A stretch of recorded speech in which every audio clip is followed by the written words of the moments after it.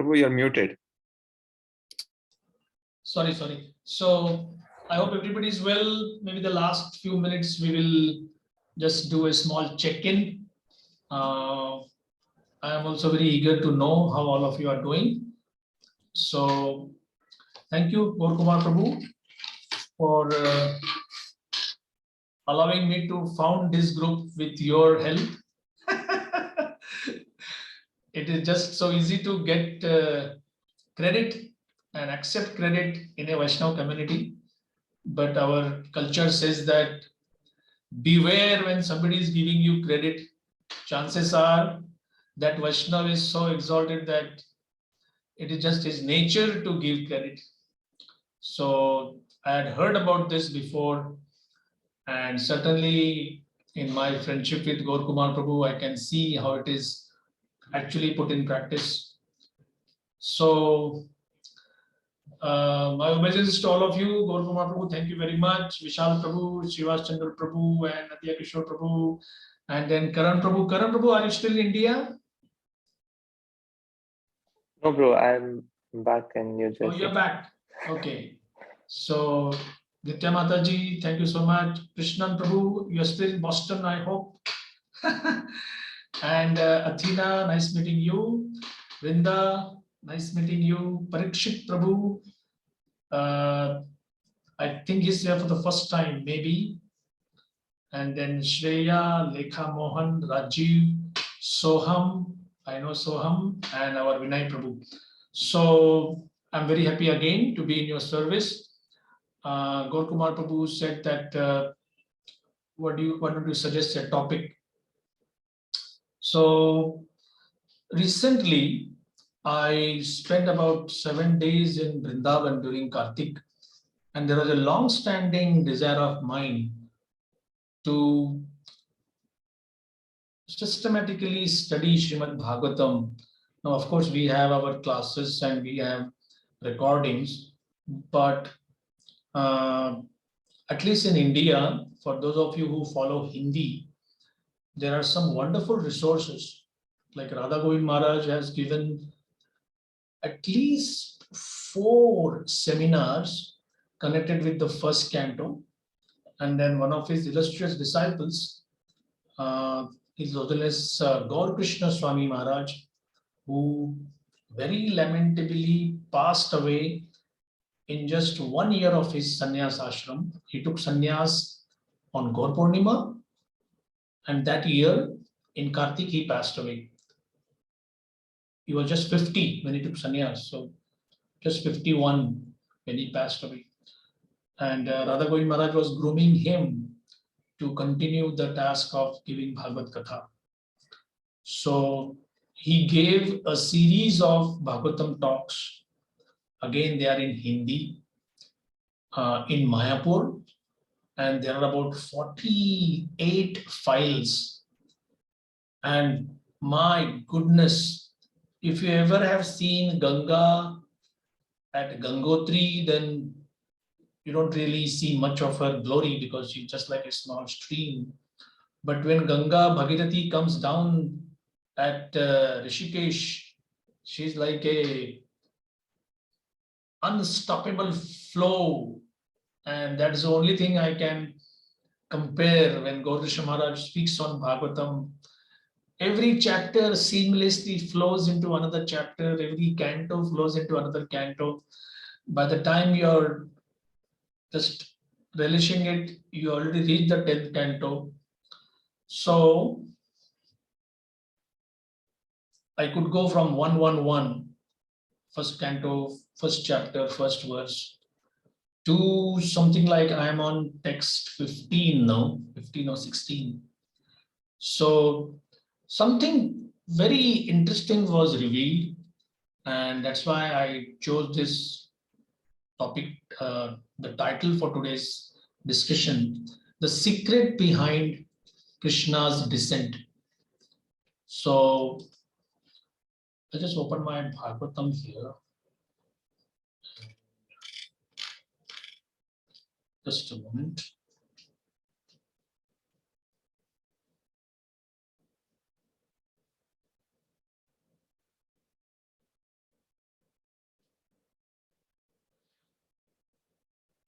So this is first canto, first chapter, text 6. Perhaps some of you may be knowing the flow of our Bhagavatam in the sense of the way Prabhupada has presented. Uh, there is King Parikshit, who is the emperor of the universe. And in a very strange, freakish kind of episode, he goes hunting. He's very hungry, very thirsty, goes to a ashram of a sage, only to find the sage wrapped in meditation, eyes closed tightly, very slow breathing. And then he makes a request, can I have some water? No reply. Again he asks, no reply. And something very unusual happens. This Vaishnava king gets angry. And he says, all right, you are denying me a simple thing like water. And he leaves the ashram. And this is the jungle, this is a forest, deep forest. So he sees the dead snake. And something unthinkable comes in his mind. He takes his arrow, picks up that dead snake, and wraps it around the neck of this sadhu who is meditating. That you insulted me, and this is how I'll treat you. Now, this is very, very unusual. The sage is a grihastha. He has a son who is taking his ritual bath in the nearby river. And the news goes to him that your father, there is a dead snake around your father. And just like in this material world, this news becomes so distorted that actually the son kind of hears that maybe my father is dead. The father is not dead. But there is a connection. The king came, the king insulted my father by putting a dead snake, and maybe something has happened to my father. So this Brahmana boy, he just picks up some water from the same river, charges it with his mantras, his cursing mantras, and says, whoever has done this will die within 7 days.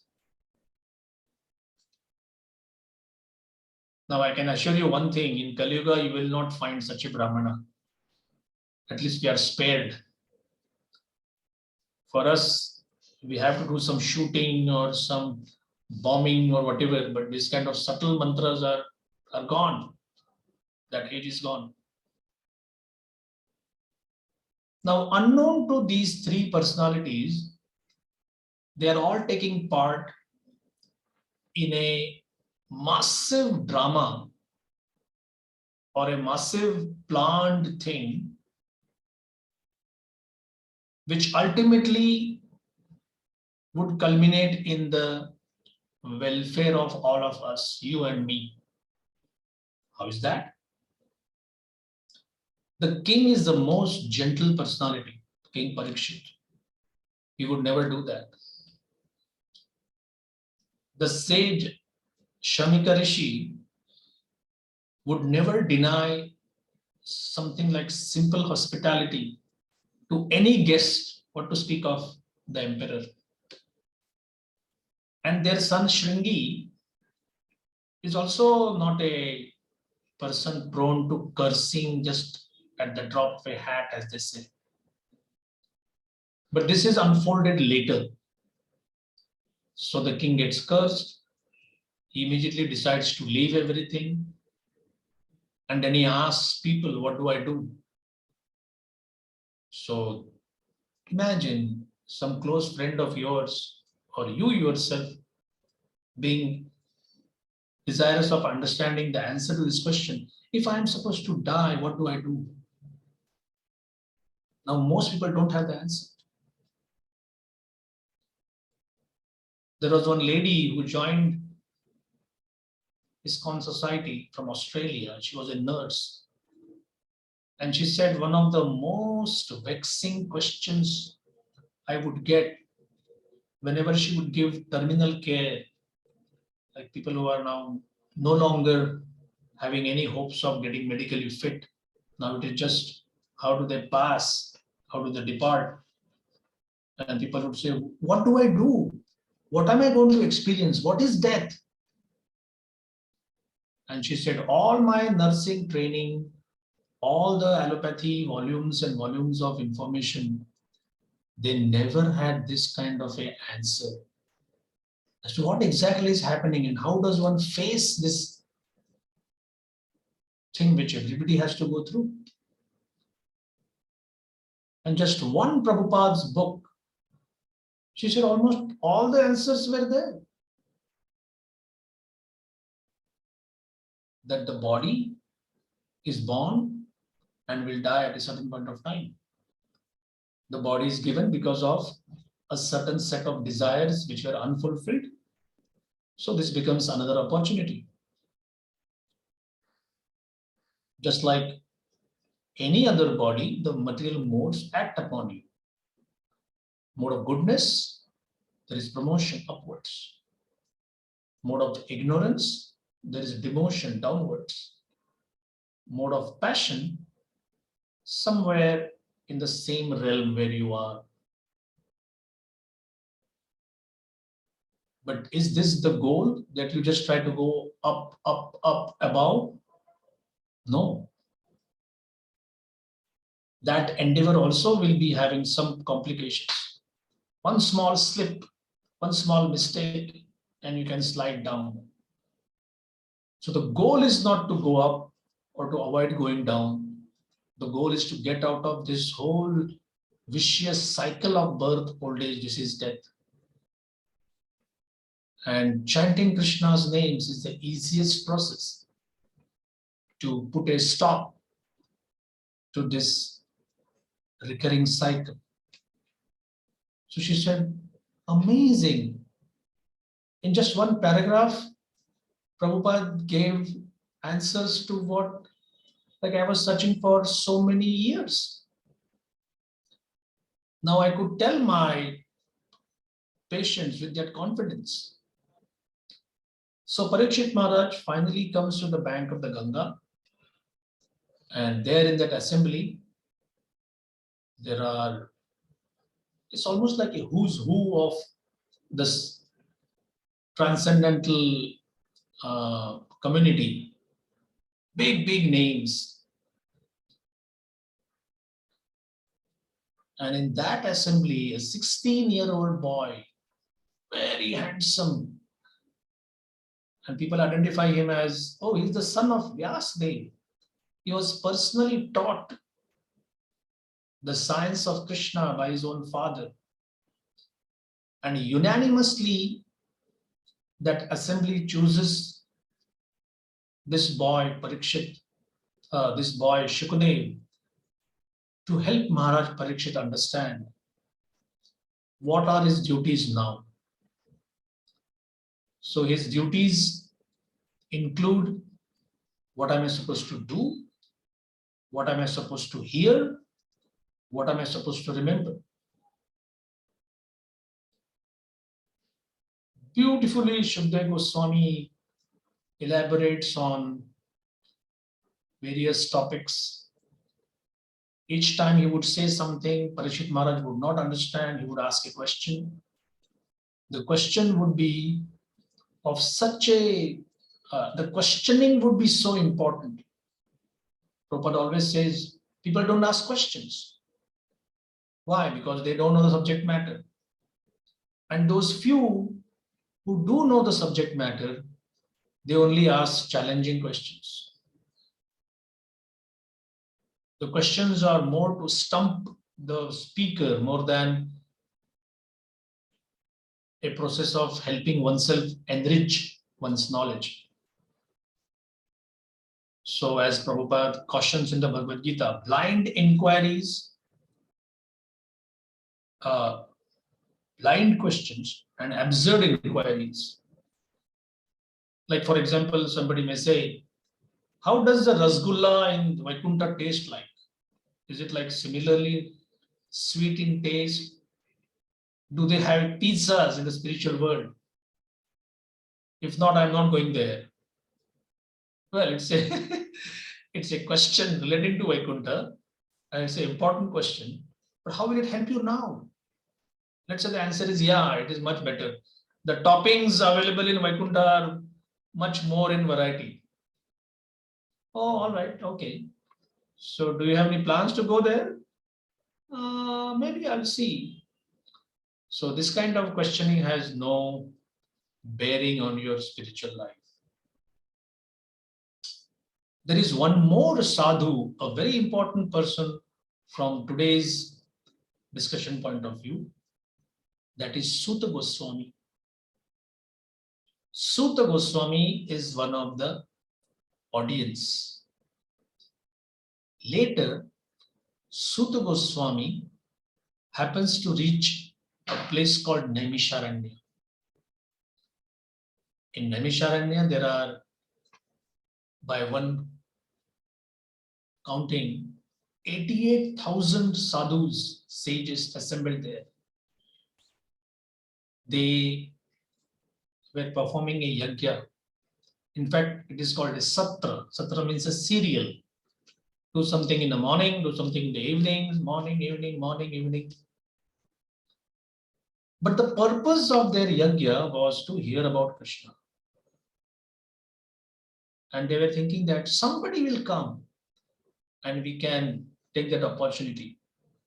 So as soon as Suta arrives there, they welcome him, sweet words, hospitality, fruits, berries, water, a high seat. And they say, oh Suta, you were so fortunate to be in that assembly when Shukadeva Goswami was the speaker and Parikshit Maharaj was the audience, was the listener. Could you tell us the same narration?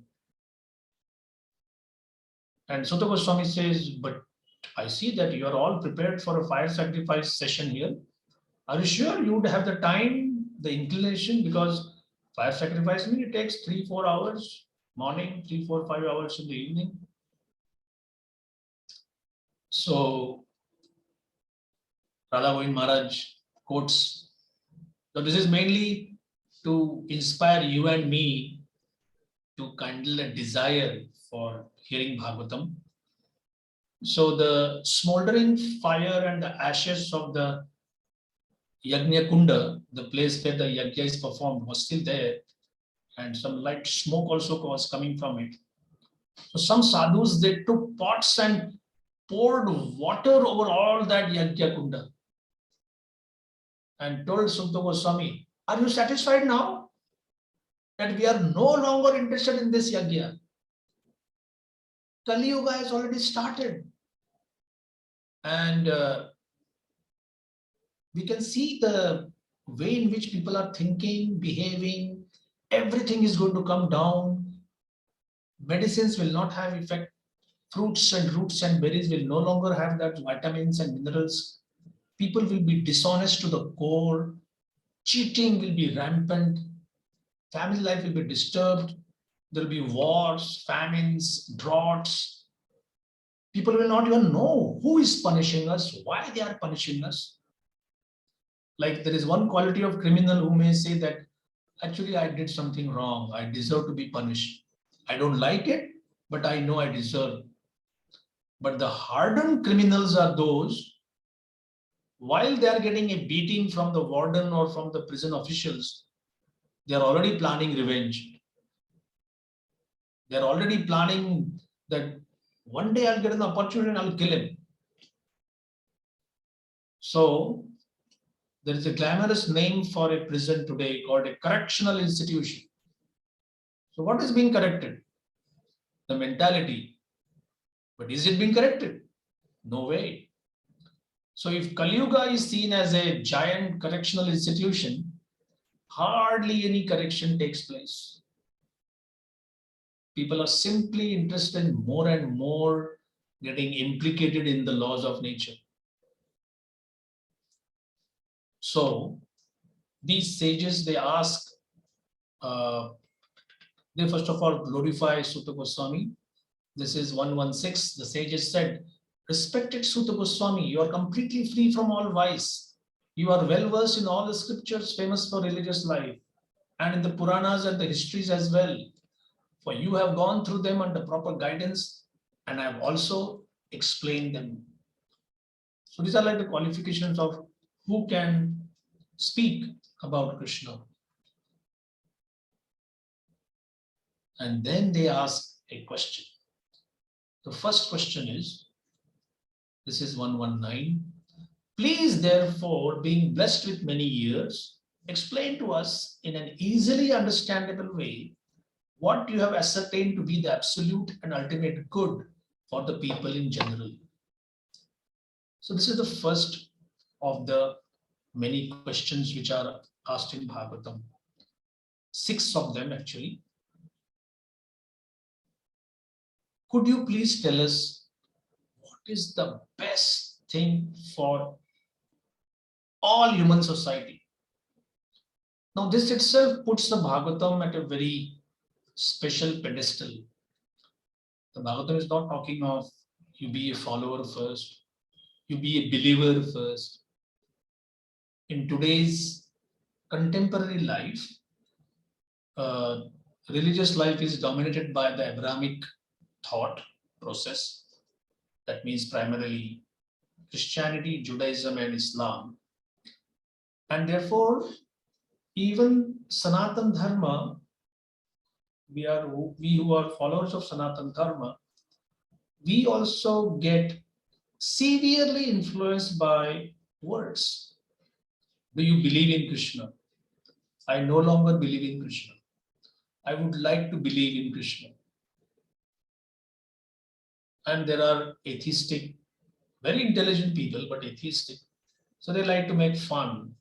Oh, if you believe enough, you can also believe Santa Claus is true.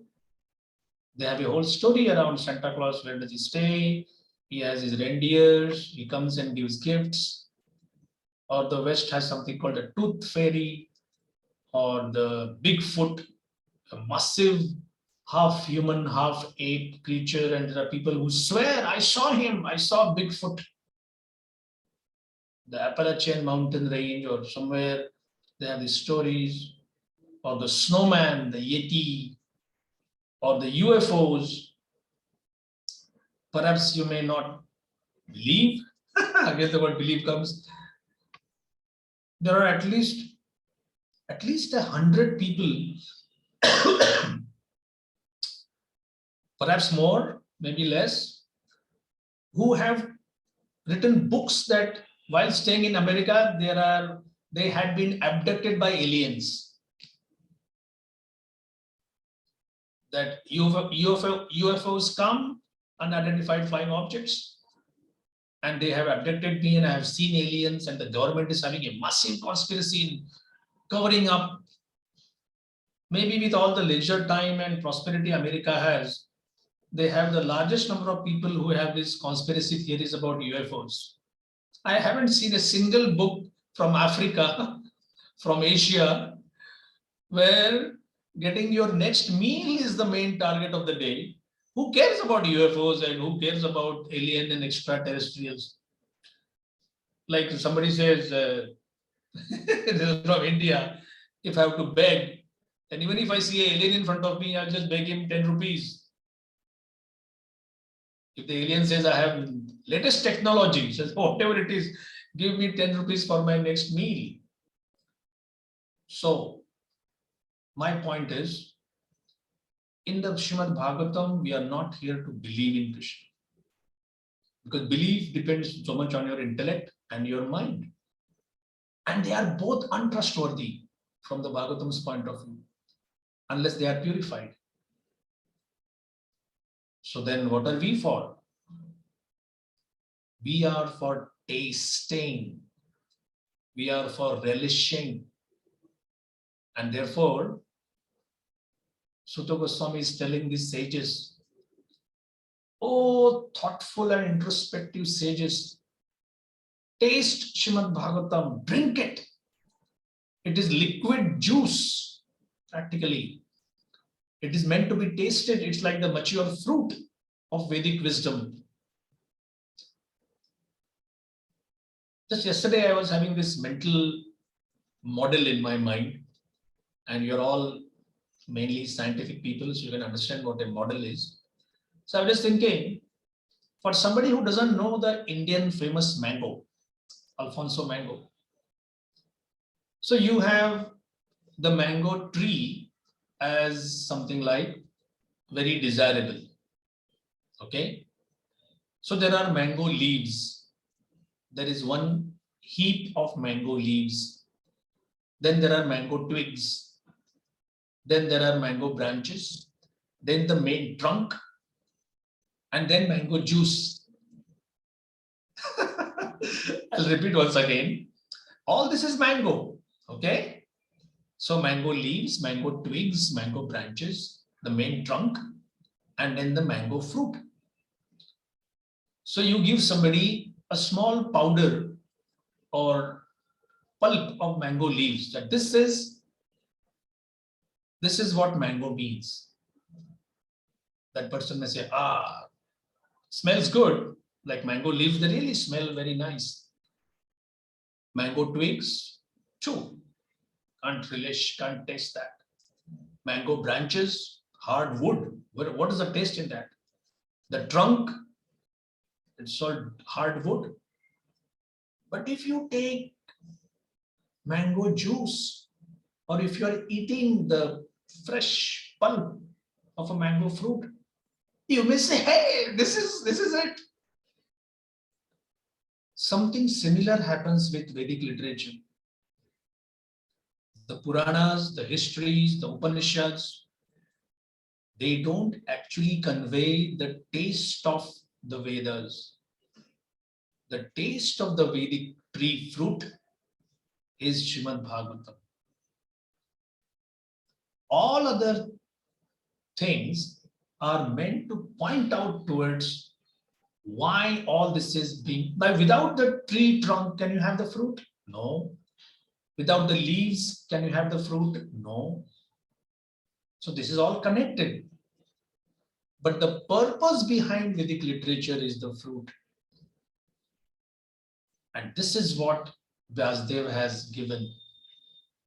The mature fruit of Vedic wisdom, Prabhupada calls it. Now, this was my preface to the topic as to why Krishna descends. So it is important, therefore I thought I should go from the background itself. So now, the first thing is, tell us, O Suta Goswami, what is the goal? Okay. Then please tell us, how does one attain that goal? What is the essence of all scriptures? Now I am touching 1:11. There are many scriptures. Many scriptures means many duties. All of them are very authoritative. But please, oh please, select the essence of the scriptures. Now, friends, we come to the crux of the whole thing. 1:11 is the second point. Basically, first two are connected, by the way. The first two questions are connected. What is the ultimate benefit for anybody? And what is the essence of all the scriptures which talk of benefit? And now, the third question is suddenly, see what is the third question, 1:12? Suta janasi bhadram te bhagavan satvatam patihi devakyam vasudevasya jato yasya chikirshaya. All blessings upon you, O Suta Goswami. You know for what purpose the personality of God had appeared in the womb of Devaki as the son of Vasudeva. Somebody might say, hey, you're talking of the goal of life. you're talking of the essence of scriptures. How come Krishna pops after this? What Krishna has to do with the goal of life and what Krishna has to do with the essence of scriptures? This is the secret. Krishna is intimately connected with the essence of scriptures and the goal of scriptures. It almost seems as if the sadhus were asking the questions, they were kind of, it's common sense, isn't it? If you don't understand Krishna, you miss the goal of life. So, this is the third question. The fourth question concerns the incarnations, so on and so forth. So, Krishna or God surely takes incarnations. Now, again, I talked about conditioning number one, that we put so much of a stress on belief system, believe. Like Islam says, you just believe that God is Allah, Muhammad is a messenger, and that's it. And there are Christians who say you believe in Jesus, then you go to paradise, if not, go to hell. Judaism also has similar things, although they don't preach. But the Sanatana approach is not just of a belief system. It is a realization. Rasa. Rasa is the mellow. So perhaps in a later class, we will discuss about more detail about the Rasa Tattva, Rasa Vichar. So the second point is, again, the conditioning of our times, incarnation. Carne is the Greek root for flesh or meat, like carnivore, carnivorous, one who eats flesh. Incarnate, you already guessed it. Somebody becomes flesh. So something which is spirit and it has become flesh. Now this is such a, I will not say a wrong understanding, but such a difficult understanding. Spirit, which is formless, odorless, tasteless, blah, blah, blah, blah, blah, takes on flesh. And this gives such a wrong attitude to the practitioner that the best things in life are formless. The best state of existence is to being formless. Form means matter. Matter takes form. And my goodness, form gives so much of pain. Like there is love between two people. And after some time, the love becomes completely distorted and there is hate. You have a business and there is cheating going on. Somebody stabs you in the back. You're a political person. You're pulled down. So mostly matter leaves a very bitter aftertaste. Isn't this conditioning? So then what is the solution for that? Become formless. Like spirit is formless and it is so nice. But just to save people who are in matter, that spirit takes form, flesh. Like how you touch your own body, your hand, and you see, yeah, this is flesh. The Vedas really don't talk like that. The word for incarnation is avatar, completely miles apart in its impact. Ava means to come down, and Tara means to save people from ignorance, from illusion, from delusion, from attachment, from entanglement. So when Krishna takes incarnations, it is not like the incarnations are not there anywhere. And for the material framework, they are seen as incarnations, and again they become formless. Nothing can be farther from the truth, friends. So the sadhus are saying Krishna takes incarnations, we know. And they mention them. Ramachandra, Balaram, Kashyapa, Matsya, Kurma, Narasimha, Vamana. Wait a minute, our question is, why Krishna has to come? The question is very surgically precise. Which Krishna? There could be so many Krishnas. Why this personality of Godhead appeared in the womb of Devaki as the son of Vasudeva? Just see, the father, mother both are mentioned. So, in the Vaikuntha planets, which are billions, trillions, quadrillions, you cannot count them. There are these forms of God who are eternal. And that particular form is served by their pure devotees. The state of existence for both God and his devotees is described in one simple word, Satchidananda. Perhaps most of you must be knowing the import of this word. Sat, no fear of death. Absolutely. Chit, all cognizance, all knowledge. There is nothing which makes you feel that, oh, I don't know this. Oh, I'm not aware of that. And the most important thing, full ananda, unadulterated, ever expanding ananda. So the question is, what does Krishna do in the Vaikuntha Lokas?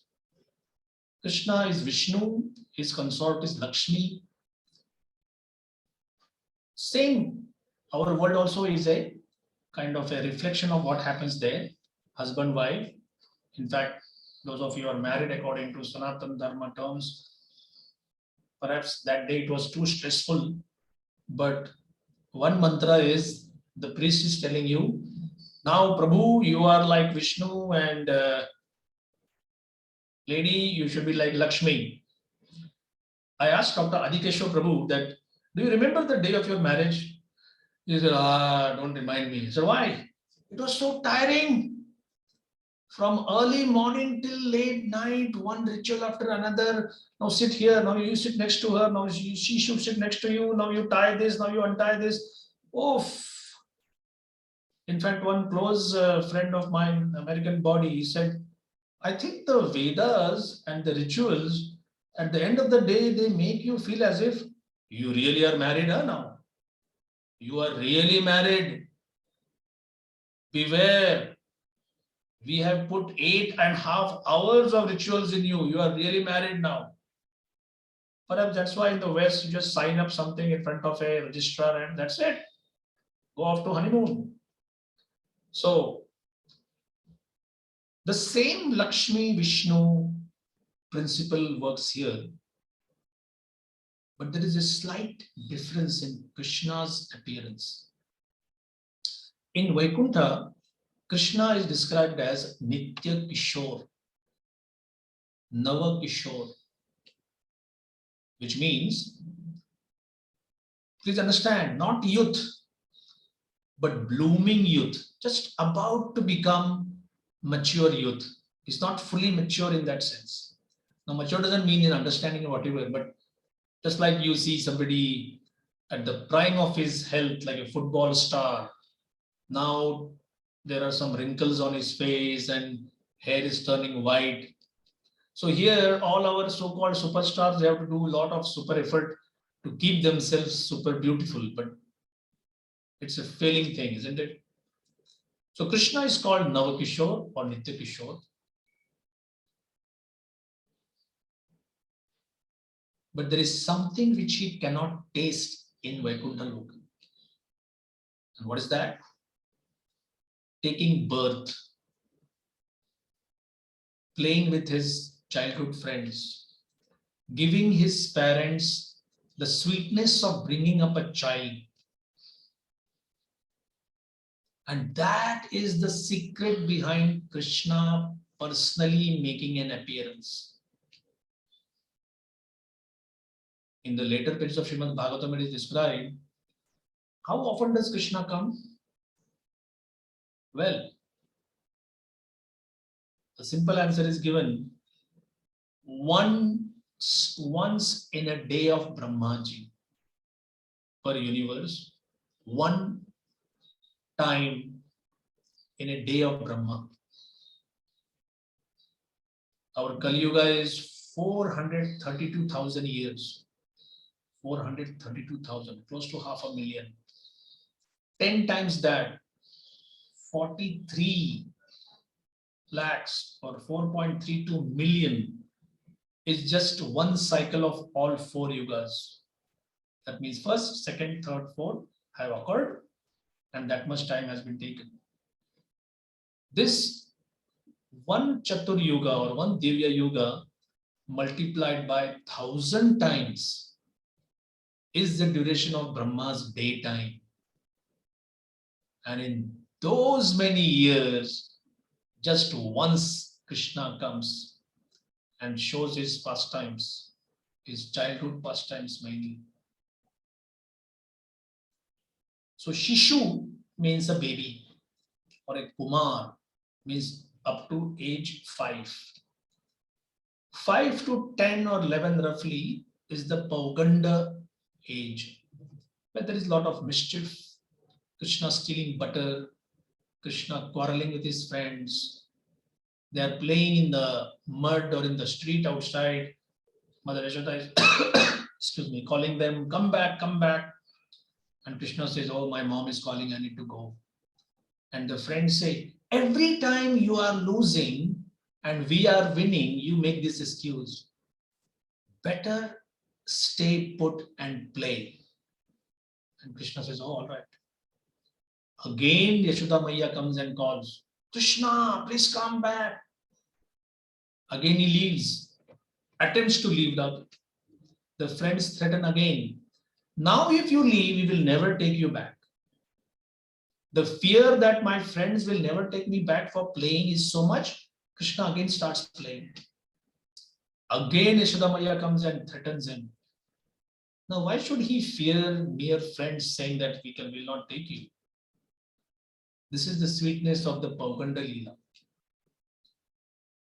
From 11 till about 14 or 15, that is called the Kaishora Vaya or the Kishora Leela. Now this is the cream of the cream, brother, of all philosophies. Vishnu and Lakshmi, they are like married partners, husband and wife, sacrosanct, very sacred. So Krishna, as is in the Vishnu form, has millions and millions of Lakshmis. Radharani is the source of all these Lakshmis. Now this is the most important part. All these expansions of Krishna's own form, Radha and Krishna are not two distinct personalities. Please don't mistake that. It's not like a Hollywood star is running after a Hollywood starlet, and then they get married, and then they get divorced, and again they get married. Whatever. These are two jivas. Radha and Krishna are not two jivas. Rather, they are the source of all jivas. So Krishna's own devotees, they take the form of gopis, but there is a slight difference. Now they want to taste a particular form of love which is banned socially. There is no social acceptance for that. And that is called Parakiya Bhav. The feeling that Krishna is someone else. Krishna doesn't belong to me. Krishna is not mine. But I am in love with him. So what do? Oh, I need to go and meet him. But social mores, social values don't allow that. This particular mellow, this particular taste is not even available in Vaikuntha. And this Krishna brings his own paraphernalia with him, sets it up, like he sets a tent, shows the most beautiful, intimate form of sweetness, and after some time winds it up, takes the whole thing back. When I was in school, there was a international table tennis championship in Delhi. At that time, Sweden was like a world champion. and 8 member Swedish team had come, but they were so worried about their water, especially Delhi. Even today, if they talk in terms of Delhi belly, you heard of that? You come to India from the west, land at Delhi, drink some water, and then there is diarrhea and dehydration and so many things. So Delhi belly is something they worried about. They're always worried about. So these people, they brought with them 700 liters of mineral water. They said we will not take any water from India, we'll bring our own. And I was thinking, wow, strange. You don't even like our water here, whatever. So I got a taste of it when I went to Bangladesh, and my stomach became so upset. My goodness. So one devotee said, Prabhu, please understand, you just came here for 5 days, and I think your body is not agreeing to this particular water here. That day I stopped ridiculing those guests who would come to Chowpatty and complain that I cannot manage Indian water here. Sometimes you have to go through a humbling experience, then you understand how others are feeling that misery. Anyway, the point is, when Krishna comes to Vrindavan, he does not take anything from this material atmosphere. His friends, parents, the things he tastes, everything is, in today's language, imported from Vaikuntha. So, the sweetness of married love, Lakshmi Narayan, is great. The sweetness of Krishna's childhood pastimes is described as very sweet.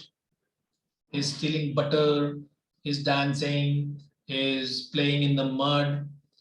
Then his pastime of lifting Govardhan Hill, now he's a grown-up boy. Killing of demons, that is considered even more nourishing. But the rasa dance, the rasa lila which he does with his own people, please try to understand again and again. Radha Govind Maharaj is like in that class, is hammering this point again and again. He says how wrong people get their notion and understanding of Krishna, that why Krishna is so lusty, why does he have to marry 16,000 wives, why does he do all these things? Please understand, he's not taking anybody's wife. He has brought his own people and he's exhibiting that sweetness. And once Krishna's Leela, the curtains are down on it, for the next 1,000 days of Brahma, there will be no talk of Krishna Leela anywhere. So these were some thoughts based on 111 to 11, say 12 or 13, the first 13, 14 verses of Srimad Bhagavatam, first chapter. I will thank you for being such a kind and patient audience. Hare Krishna. So, any comments, questions? We have some time for some reflections.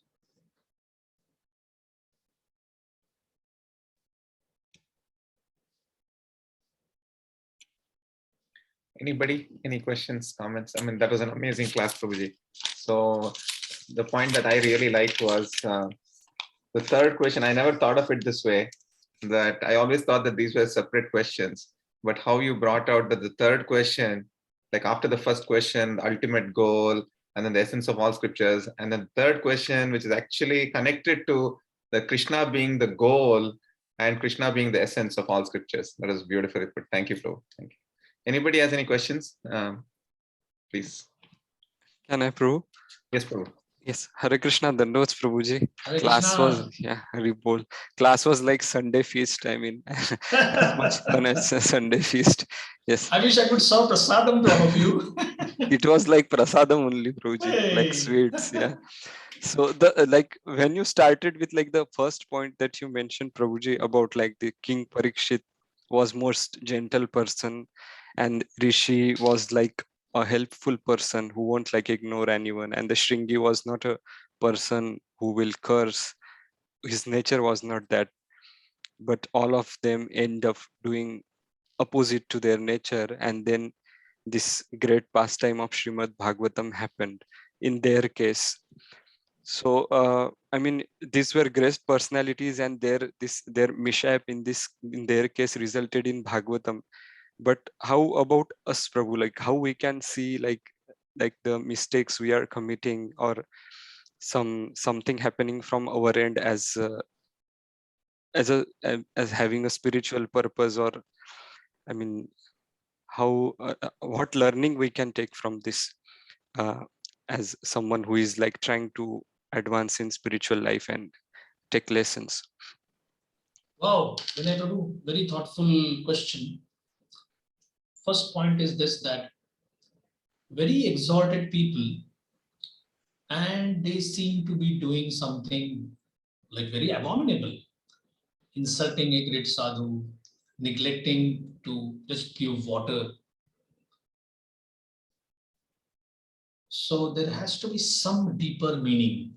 For a student, for a beginner like you and me, we will not jump to any conclusion. We will say that, okay, there has to be some reason behind that. And when we know the whole episode, and finally we come to understand that, all right, so Krishna, and Prabhupada explains that in his purports, if you read them carefully, that Krishna orchestrated these things. Kali Yuga had to come, natural course, Satya, Treta, Dwapar, and Kali is the logical ending for a particular time cycle. Now, who will bring Kali Yuga? Nobody would like to take the blame. So Prabhupada writes, a boy, a Brahmana boy is used as an instrument. But if somebody finds, but why should he curse the emperor of the world? Doesn't he know? So say, yeah, he's a boy, he's childish. So that is one understanding. Now, bringing this whole episode of mistakes and then find something glorious coming from that, at your and my level, Prabhu, what to speak of mistakes becoming glorious in the end? Our genuine way of helping may cause mishaps. What to speak of, oh, I slapped him for his own welfare. No. You slapped him, and now his left eye cannot function properly. Oh, I didn't do it on purpose. Well, but that's the thing which is happening. So, how does it kind of compare on a world scale? There are governments which say, let us give drugs to the junkies, drug addicts, so at least they will not trouble society. Very genuine way of trying to help people. Let us give free alcohol to the alcoholics, at least they will not beg. No way. Unless you change their consciousness, you are making them dependent on your handouts, or so to say. So not only on an individual scale, but on a world scale, welfare things done end up in pure chaos or commotion. What to speak of mischievous intent or malicious intent, that surely is going to result in malice. So I'll give two more examples. Just to emphasize the effect of the sex desire on any living entity's heart, Krishna orchestrates things in such a way that Brahma runs after his own daughter. And he's a source of Vedic knowledge. When he saw that these Vedas are written, he would have told that, okay, these two chapters need to be expunged because they contain some embarrassing mention about me. No. That thing is kept intact. Brahma running after his own daughter. And there are 6 rishis who laugh at this. That we have never heard of a father running after his own daughter, that too in the beginning of time kind of period. What happens?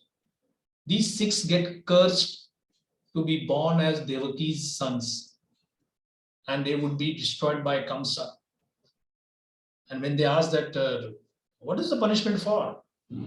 Why did you ridicule Brahma? They said, well, but we saw him doing like that. No. You should have understanding that somebody as well trained as him, when he is doing that, he's showing an example for other conditioned beings. That's not his behavior. He's behaving like that because of a higher arrangement. Lord Shiva running after Mohini Murti. She runs, Lord Shiva runs after her. And where would she take him? Just imagine. She takes him to an assembly of Shaivite Bhaktas, big time Bairagis, huge renunciates, thin bodies because of torturous austerity. And they see their own worshipable leader running after a woman. Can you imagine? Can there be a more insulting thing than that? And then Mohini Murti runs away. Lord Shiva passes Siman, and he so-called comes to his senses, not literally. And then what does he do? He starts glorifying Vishnu. He says, my goodness, just see my great Lord, how great he is. And none of his followers are even surprised one bit, because they know this was all a teaching exercise. So different rishis and different personalities are used in different ways. Now we have Brahma Shiva, we have Vishwamitra Muni also. He's not on that stage. So when he goes with Menaka, actually there is a pregnancy resulting from that. Shakuntala is born, and Vishwamitra again comes to his senses. So the long and short of this is, when great people are utilized in a particular way, which is even shameful from your and my point of view, our immediate urge is to point a finger at them. Ah, look at this person, he made a mistake. But Vaishnava culture is, we say no. If Parikshit Maharaj, what he did was a mistake, I will first ask my authorities. Like we have Shukdev Goswami, we have Sutta Goswami, and if they don't mention that as a mistake, rather they glorify it, they said, this is how this whole drama was enacted so that Srimad Bhagavatam could be spoken. So then we say, yeah, Krishna can act in any way. See, there is one thing where Krishna says, I am supremely independent, I can do whatever I want. Right now, I am not eager to tell Krishna that you can do whatever you want with me. No. Krishna's devotees like Draupadi, like the Pandavas, like Parikshit Maharaj, they tell Krishna, do whatever you want with me. Krishna does whatever he wants with them, and they still keep on glorifying. You see the difference? You and me get the results of our karma, and we still pray to Krishna, please decrease it. Draupadi, Pandavas, Parikshit had no karma. There was no backlog which was cleared. Prahlad, no karma, but so much of torture. But they say, my Lord is independent, whatever he wants, he can do. So those who have no karma, they undergo the superficial reactions of karma and thank Krishna. You and me, we fully deserve each and every bit of our karmic reaction, but we tell Krishna, agar ho sake to, please, this is a bit troubling thing for me, please reduce it. So Krishna says, all right.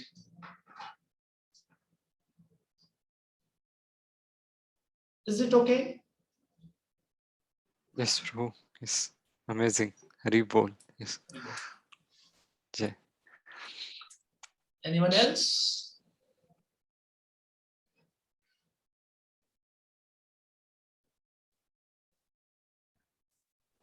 Yes, Prabhu. Sorry, go ahead. Oh, please go ahead. Parikshit Prabhu, go ahead. Okay, sorry, bro. I'm unable to turn my camera on somehow. That's okay. That's some settings. Hare Krishna, Prabhu. Dhanapranam. Thank you. It was a wonderful lecture. Really liked the mango model. Uh, uh, I have like kind of two questions connecting to each other. You were mentioning like other religions focuses they're more focusing on belief, whereas Bhagavatam it talks about relishing like rasa. So the first question is, what does this actually mean when we say relish rasa? Like relish, like Bhagavatam is for relish rasa.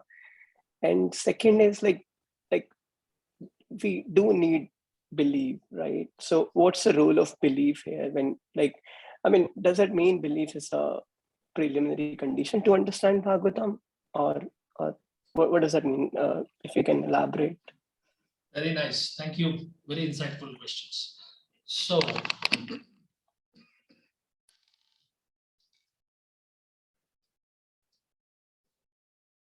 you heard about, okay, I'll ask you a question. What's your favorite food item? Then the question can be more personalized. What do you like the most? In Food sabji, item? I would say paneer Okay. makhni. Paneer makhani. Okay. And you are from North India? Yes, Rajan. Which part Delhi of Valley. North India? Delhi. Okay. Okay. Now, if you know that this particular paneer makhani made by my mother, my sister, my chachi, mami, whatever, oh, that is the best. So you already have relished it. Now, I am from West India, from Maharashtra. And maybe Gaur Kumar Prabhu and Nitya Mataji and others from South India, maybe Krishnan Prabhu may attest that घर में अगर दूध फट गया, if milk goes sour, we say, bad luck. But then when you see North India, you bring good quality milk and you put some citric powder on usko phadte. Hey. Why waste good quality milk? Oh, we have to make paneer. Paneer what? So taking good quality milk and curdling it and making paneer. In our Vrindavan Yatras, Mayapur Yatras, when Maharaj said every day has to be a feast. So our Yatra committee decided that all right. Now there are many Telugu devotees in North America, and then they become ISKCON followers, and then they tell their parents to chant, and their parents also started taking seriously. So one yatra, there was about 25 or so senior family members of devotees. Now the devotees stay in America, but their families from Hyderabad, Guntur, Telangana, whatever. So first day we had pineapple halwa, and they said, what is this? So we said, pineapple halwa. No. Next day we had Chinese. They said, what is that? Noodles? Oh, no. Then we had those nice fancy sabjis which are popular in Mumbai, vegetable Moradabadi, vegetable Kolhapuri, and vegetable Jalfrozi. And they have baby corn and paneer. The fourth day, we had avial, dosa bhaji, rasam, and dahi bhat. And I could see, and I was serving there. So these 25 people, their faces lit up, and they said, today they have made real prasad. I mean, this is what people eat. And we said, dahi bhat thoda kam hai. Normal bhat, normal rice is there, but dahi bhat, you say, don't ration dahi bhat, you know. We can take bhat 3 times. Majjige bhat, rasam bhat, dahi bhat. So, in fact, they are very close friends of mine in the ashram. I said, before coming to ISKCON, have you tasted paneer? He said, no way. No way, we didn't even know what it is. But at the same time, Like that day, there is a Telugu devotee and he had invited our brahmacharis. And all he had made was typical ISKCON things. Paneer makhan wala, tomato with paneer, and then halwa. So I told him that, why don't you make good quality, authentic Andhra food? He said, no, you're all ISKCON people, you're all getting this kind of cosmopolitan taste. So, Parishit Prabhu, relishing means you are aware of something, you know how to taste something, and that becomes like an enjoyable experience. Okay. So, will a recipe book Paneer Makhani picture satisfy you? Well, you may say, I saw the picture, it looks nice. Will a YouTube recipe video satisfy you? You may say, oh, it was very nice, but then it doesn't fulfill my hunger. But an actual plate of hot parathas, lacha paratha or whatever paratha with paneer sabji, with lassi and with some butter, you say, wow, that is something. So similarly, knowledge about God's greatness, how great God is, but knowledge about Krishna's leelas and Vasudeva Katha Prashna, Pumam Strin Punatihi.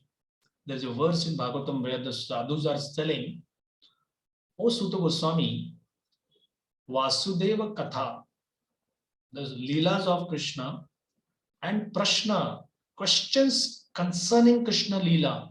Oh my goodness, they are so relishing. They purify three kinds of people: the one who asks the question, one who answers the question, and one who hears the answer.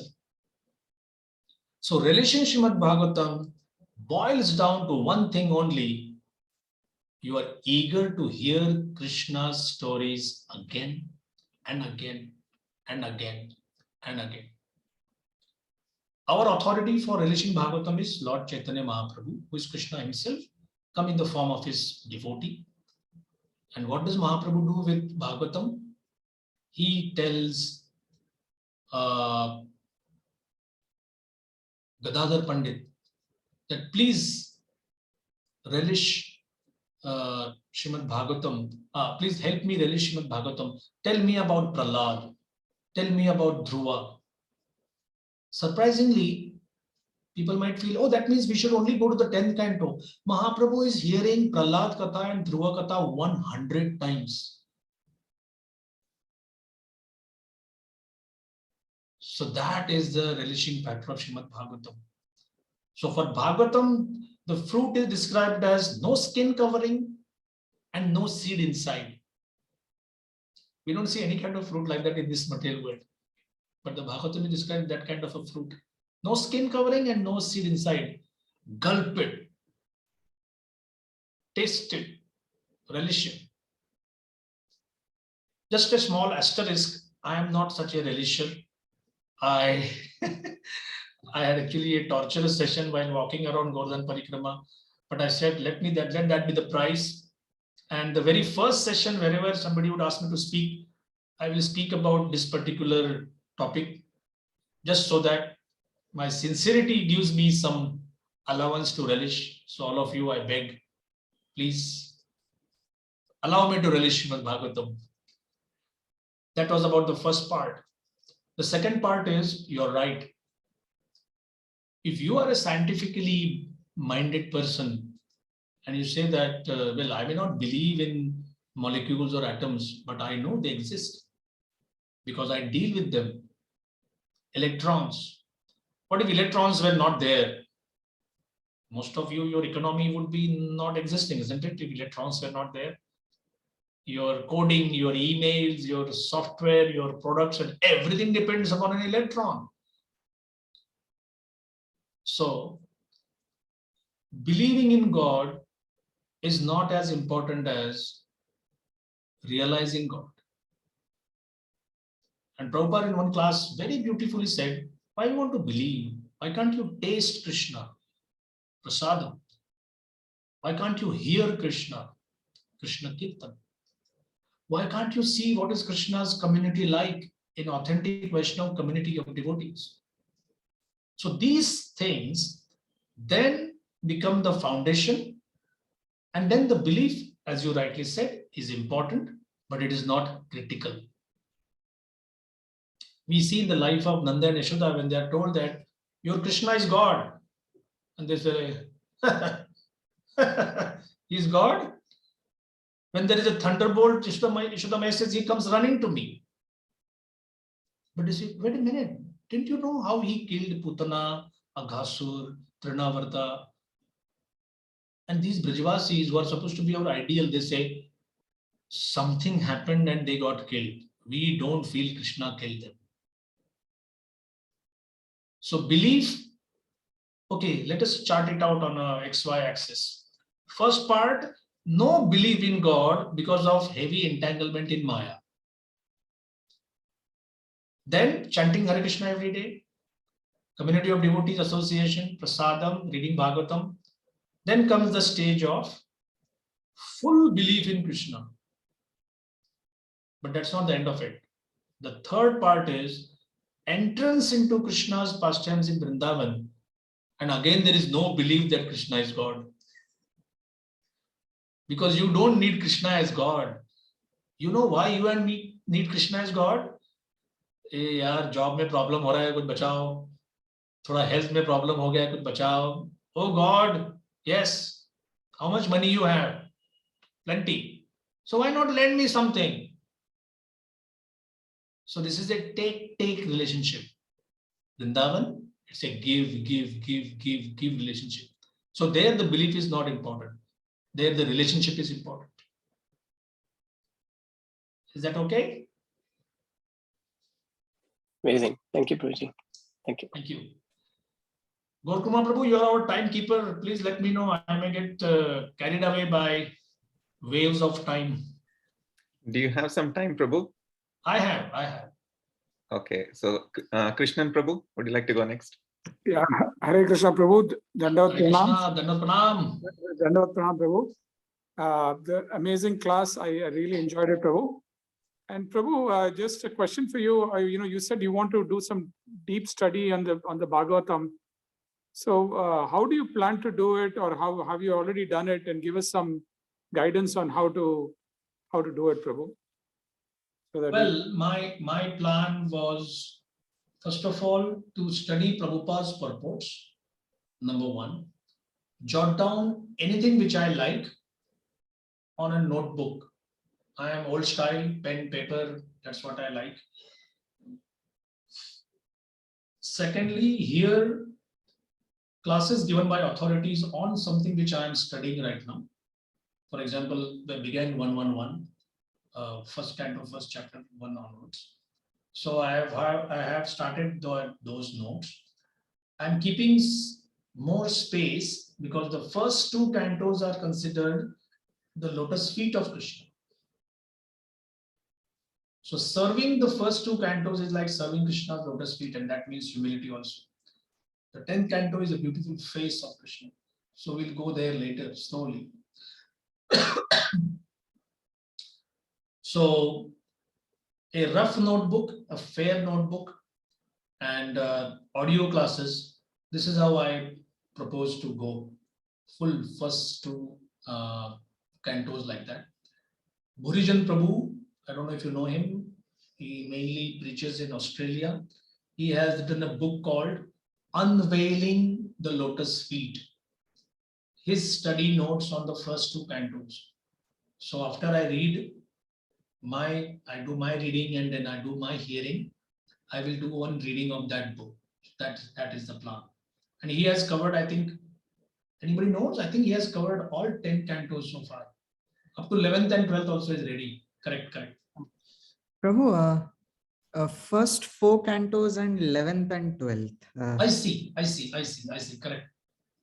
The middle cantos are ready but not printed yet.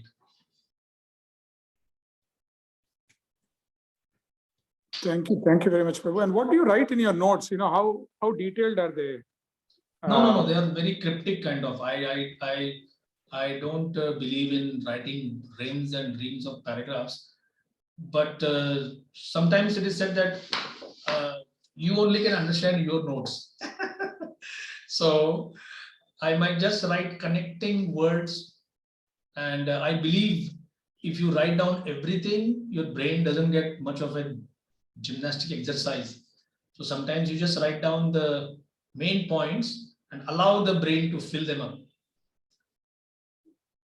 I think that's what I did for today's class preparation. Okay, here is Gaur Kumar Prabhu giving you all a link to the book. I think it is available on his website. Thank you, Prabhu. Hari Bol. Srivas Chandra Prabhu had a question. Srivas Yes, Chandra Prabhu. Hare Krishna, Prabhu.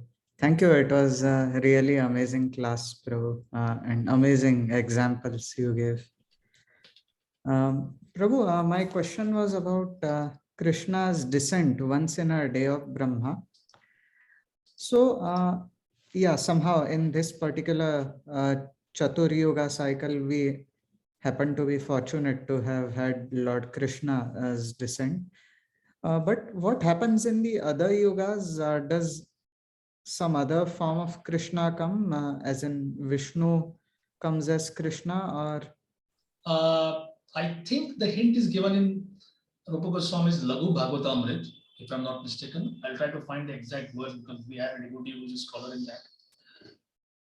Krishna, the Yuga avatar comes, not the Swayam Bhagavan Krishna. So the Braja Leelas are hidden. And so obviously the demons of Braja don't come, but there is a Kamsa.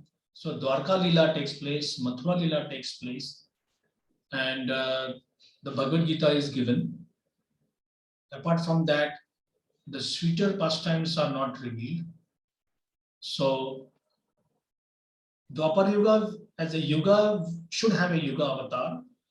So that's what that avatar does. That's the official part. And the Leela is wound up.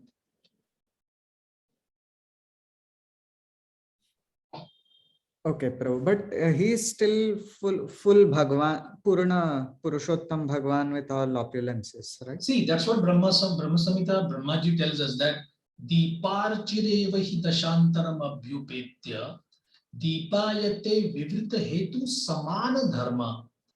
Narsimha is Bhagavan, Kurma is Bhagavan. But Narsimhadev doesn't have parents.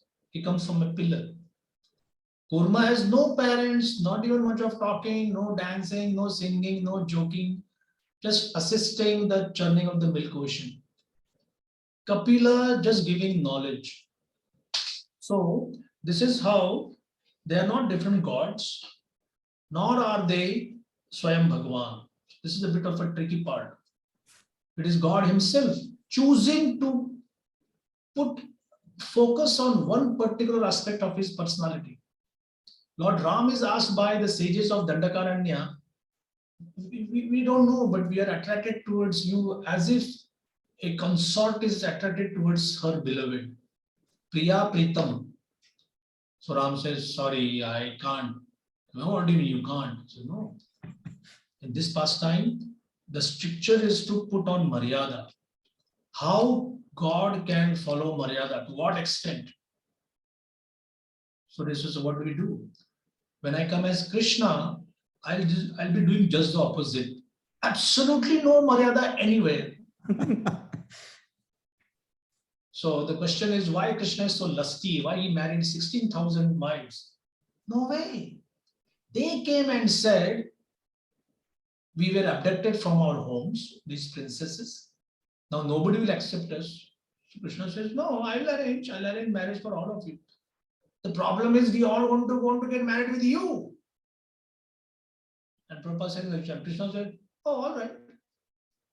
Now say some handsomest male today gets 16,000 requests for marriage from today's girls.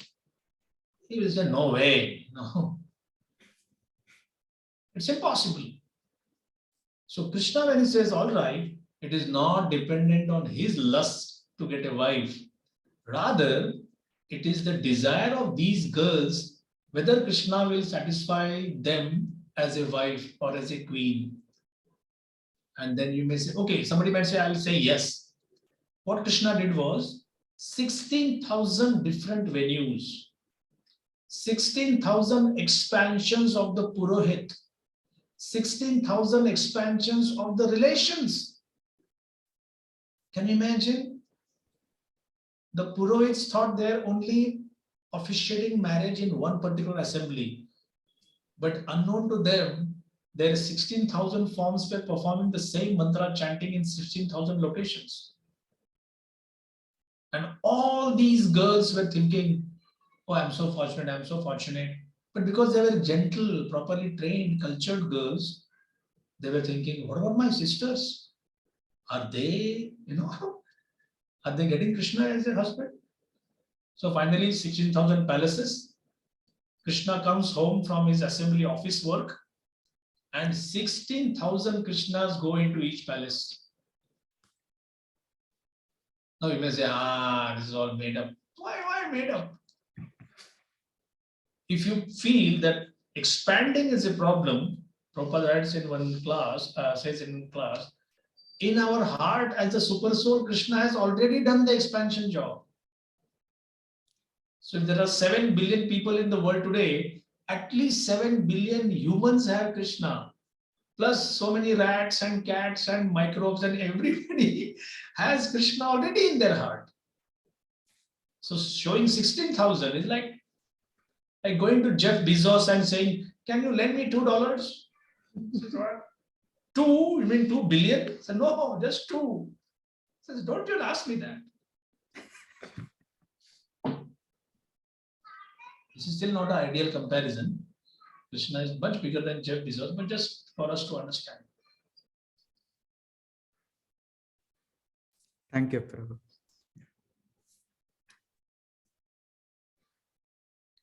Anyone else? Okay, anybody would like to tell what they are doing? Vrinda, I haven't heard from you for a long time. Hare Krishna Prabhuji, nice to see you. How's your mom doing?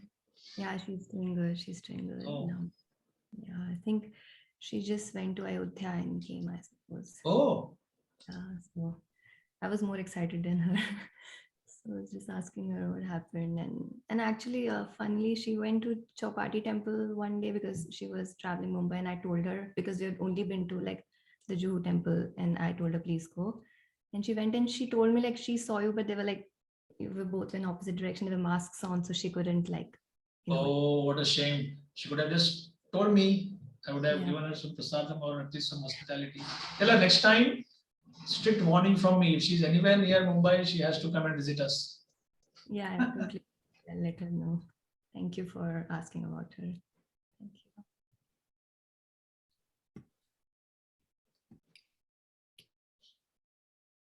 So Gaurakumar Prabhu, are we meeting apart from these classes anytime or not so much? How was your New Vrindavan thing? Did it happen? Yes, Last, Prabhu. okay. Yeah. We all went to New Vrindavan. About 23 devotees went. Wow. Yeah, it was a big group this time.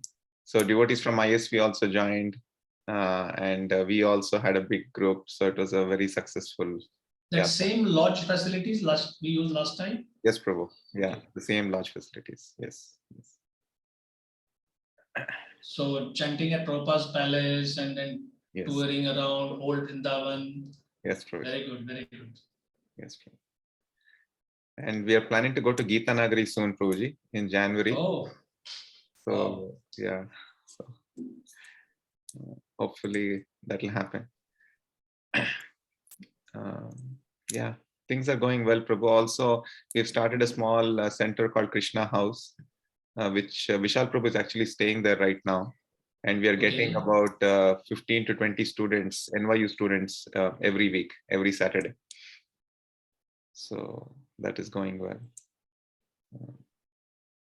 Yeah. When are you coming here, Prabhu? Any news on when you can? Well, I have to renew my visa, and still they haven't opened the proper documenting facilities yet. So I'm in touch with Sundarnath Prabhu. The last thing expired August 21, so I can renew. So let me see.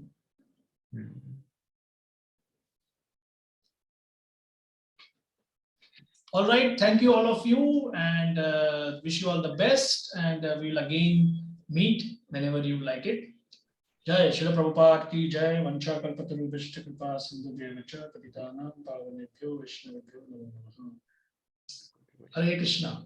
Thank you all. Ramanand Prabhu ki. Shanand Prabhu ki jai. Jai. Jai.